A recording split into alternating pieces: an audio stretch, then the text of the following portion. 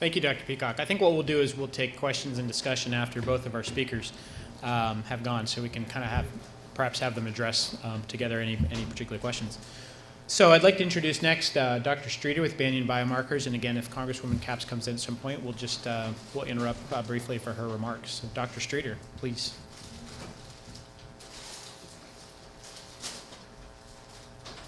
Okay, thanks, Andy.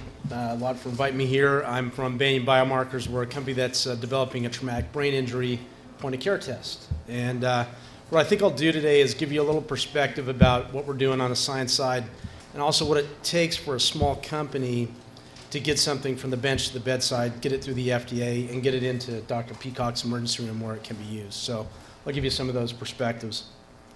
We're from Alachua, Florida, outside of Gainesville. I was successful in bringing all the heat and humidity from Gainesville up to Washington today, so it is actually true. It is cooler in Gainesville today than it is in Washington. So we're a spin-out company from the University of Florida, located in a biotechnology park just outside of the university, and all of our key intellectual property comes out of UF. This is our management team. So as I joined the company about almost 2 years ago now, and it was primarily a research and academic group, and brought together a team of professionals to take what basic scientists do and run clinical trials and get things through the FDA. So to that end, I brought a new chairman of the board to the company, Mr. Hank Nordoff, who is the former chairman and CEO of GenProbe Corporation that built that Panther device that you saw. And brought a variety of other executives to the company in the last 2 years. So these are the type of patients that we're trying to help.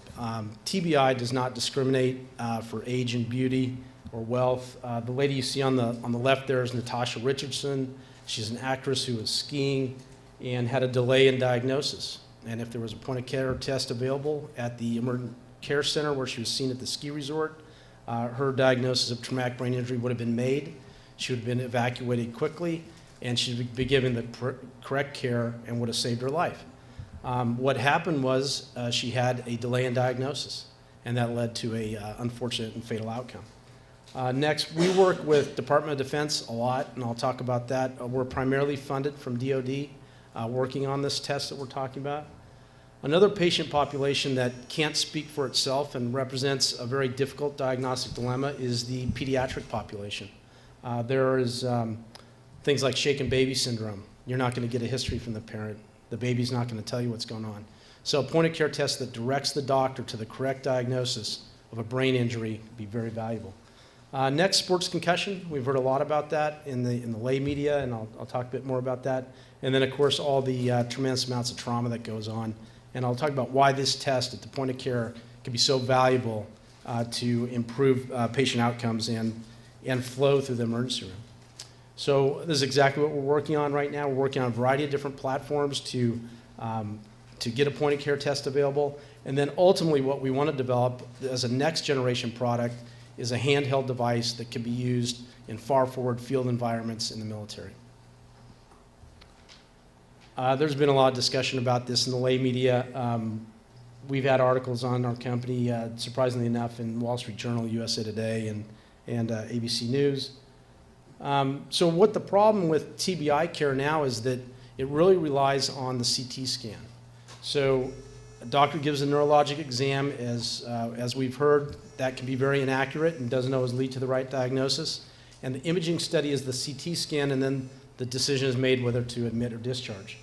And as you can see here, according to the American College of Emergency Physicians, the challenge to the ER doctor is identifying which patients with a head injury have an acute traumatic intracranial injury and which patients can be safely sent home.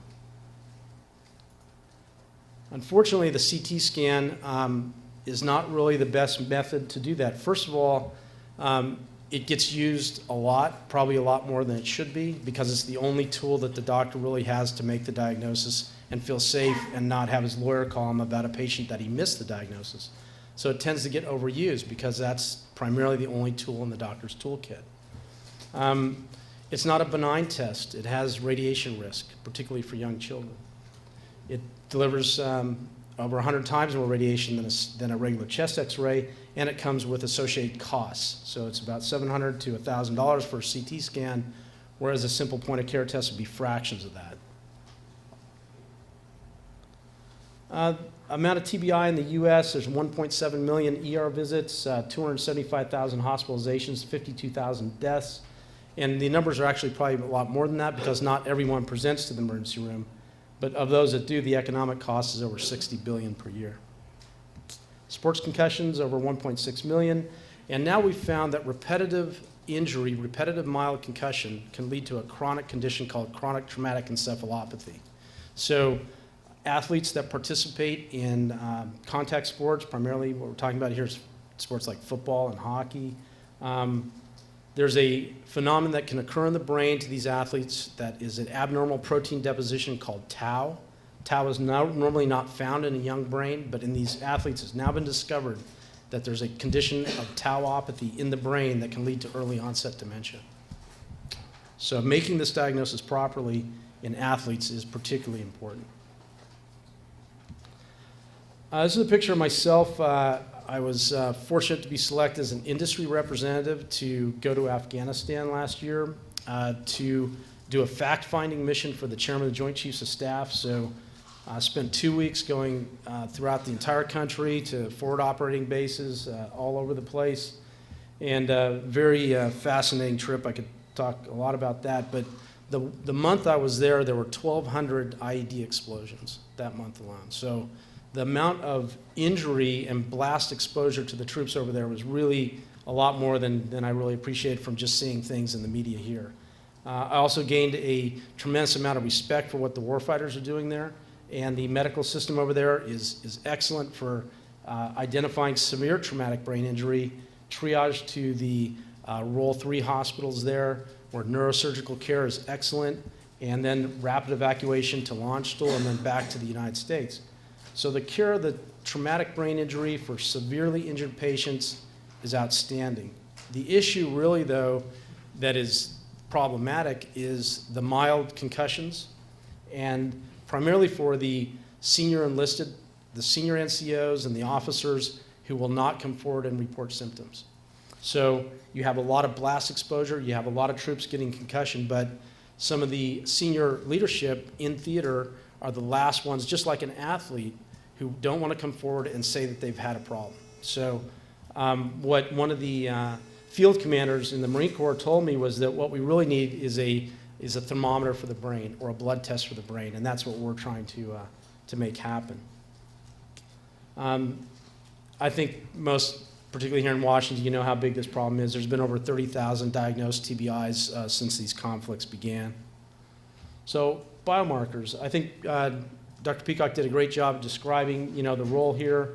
These tests are routinely used in the emergency room today.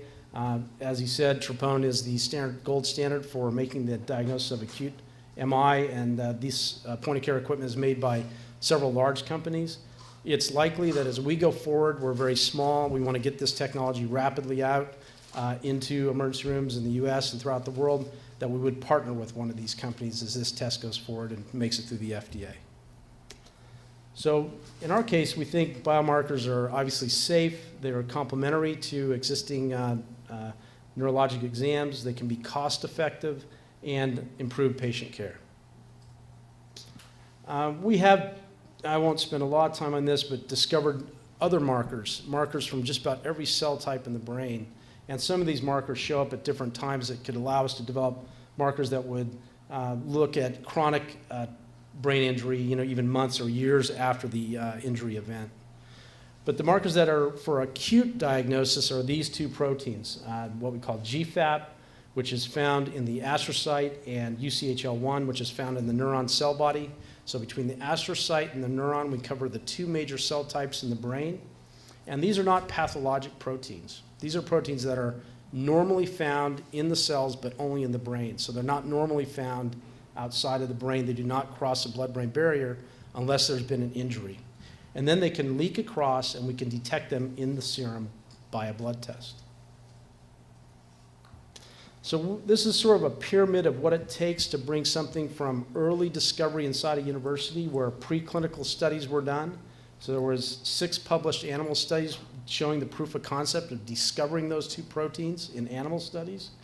And then a initial study in severe traumatic brain injury. So the gating study here was to determine if you can't detect these proteins with severely injured patients in the CSF, then there's probably no point in going forward.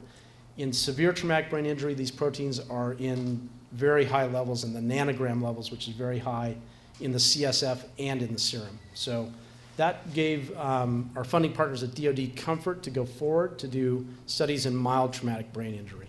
And that's the problem that everyone is trying to solve. And so we've completed now a couple studies in mild TBI, and I'll show you some of that data.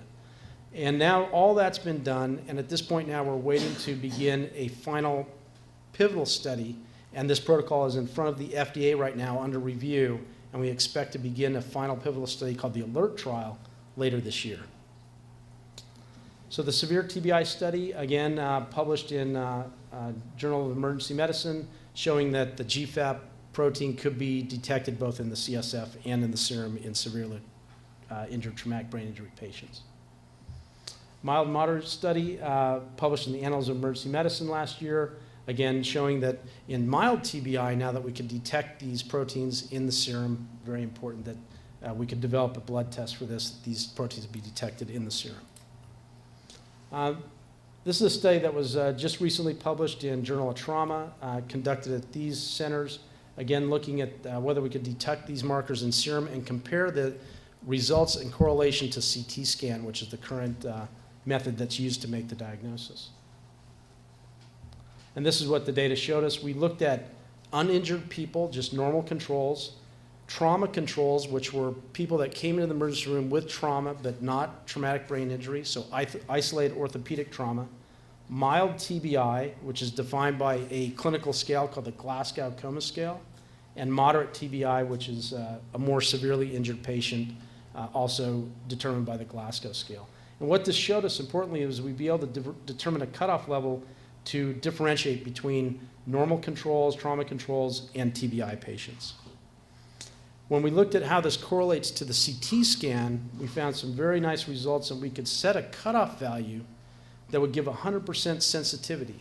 So a screening tool used at the point of care to determine who really needs to go forward for imaging. Is right now, if 100% of these people are going through for imaging, it's clogging up the ER. And that's relating to more costs and time delays, and we saw the numbers for that here as well today.